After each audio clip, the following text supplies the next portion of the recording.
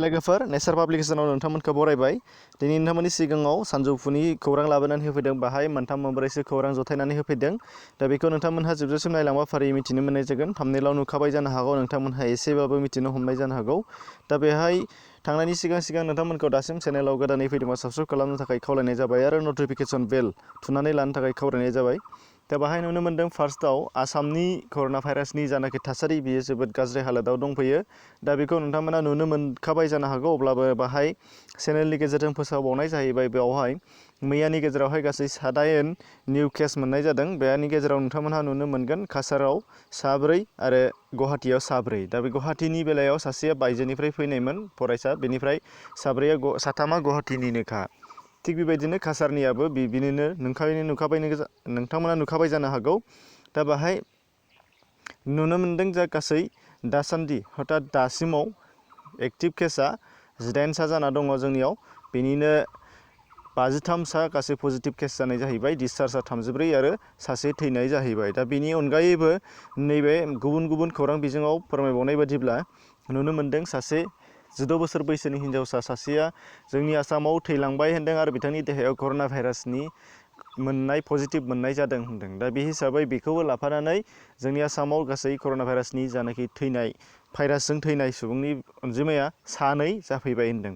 दा बेखौ नोंथांमोनहा डिसक्रिपसनाव थांनानै लिंकनि गेजेरजों नायनो हानाय जागोन। दा बाहाय मोनसेया जादों एसेक अर्थात आसाम हायार सेकेन्डारिनि थाखाय मोजां खौरां। दा बाहाय आसाम हायार सेकेन्डारि इडुकेसन काउन्सिला जोंनि फरायसाफोरनि मोजांनि थाखाय एबा बन्द'आव फरायसाफोरखौ क्लास लानो हायैनि थाखाय माखासे गोबां खाबुफोर होबोबाय थादों। दा बेबायदिनो बिथांमोनहा अल इन्डिया रेडिअ'नि गेजेरजों क्लास होनो आखायाव लानाय जादों। नोंथांमोना नुनो मोननाय जादों बाहाय। दा बाहाय बिथांमोनहा होदों हायार सेकेन्डारिनि थाखाय हायार सेकेन्डारि कर्सनि थाखाय टुइसडे आरो वेडनेसडे आरो फ्राइडे बेयाव सानथामावहाय अल इन्डिया रेडिअ'नि गेजेरजों मोनसे क्लास लागोन। दा बे क्लासावहाय 11 AM निफ्राय 12 नूनसिम जागोन। बाहाय आरो बिनिफ्राय जागायजेननाया जाहैदों 8 मे हथात दिनैनिफ्राय 8 मेनिफ्राय बेयो जागायजेनगोन होनदों।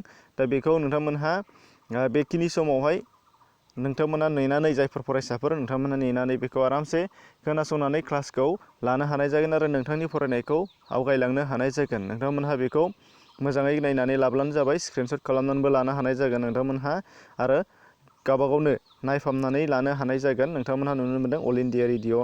बेयाव नोंथांमोनहा अल इन्डिया रेडिअ'खौ नोंथांनि मबाइलनि एपआवबो मोननाय जायो। एपबो मोनो, नोंथांमोनहा एप डाउनलड खालामना लाबानो जाबाय। दा बेनिफ्राय नोंथांमोनहा नुनो मोनबावगोन मोनसे जोबोद दुखुनांथाव थासारि। बे जाहैबाय छत्तीसगढ़नि खामानि मावहैनाय सुबुंफोरखौ 16 खामानि मावहैग्रा सुबुंफोरखौ रेलगारिया सौथारनानै बुथारदों, हथात सौथारनाय जादों। दा बेवहाय जोबोद दुखुनांथाव। बे जाथाया महाराष्ट्रनि औरंगाबादआव दिनै फुंनि 5:30 जानानै थांदों। नोंथांमोना खौरां बिजोङाव नुखाबायबो जानो हागौ अदेबानि, अब्लाबो खिन्थानानै होनाय जादों जेराव बिसोरनि 14 जायगायावनो थैनांदों आरो मिथिनाय मोननाय बादिब्ला बिसोरो बन्द'नि थाखाय न' फारसे थाबायबोनो होननानै रेलगारि लाइनजों थाबायबोदोंमोन। बे थाबायबोनायनि उनाव बिथांमोनहा मेंग्लिनाय देहाखौ लानानै बेफोर रेल ट्रेकआवनो उन्दुथ'दोंमोन होनदों आरो बे उन्दुनाय समावनो हथात माल गारि फैनानै हथात पेट्रल आरो डिजेल लानाय गारि फैनानै बिथांमोनखौ मिथिस' हायाजासे सौख्रेबलांनाय जादों होननानै बेवहाय फोरमायनाय जादों। दा बे हिसाबै बिथांमोननि जिउमानि थाखाय खनसे सोरगोआव आलो गोजोनै थाहैनो मोननायनि थाखाय गसाइनाव आरज गाबबाय।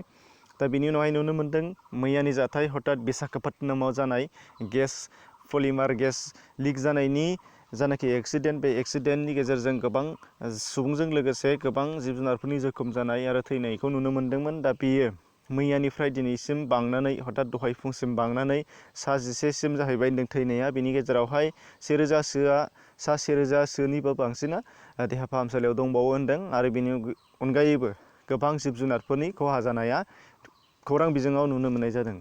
दा बिनि थाखायनो नोंथांमोननिसिम बेखिनियानोमोन। नोंथांमोना डिसक्रिपसनाव लिंक दङ, गुबुन गुबुन भिडिअ नायनो हानाय जागोन आरो नोंथांमोना थाम्बनेइलाव जाखानाय भिडिअफोरखौबो नायनो हानाय जागोन। एसेनोसै, गोजोन्थों।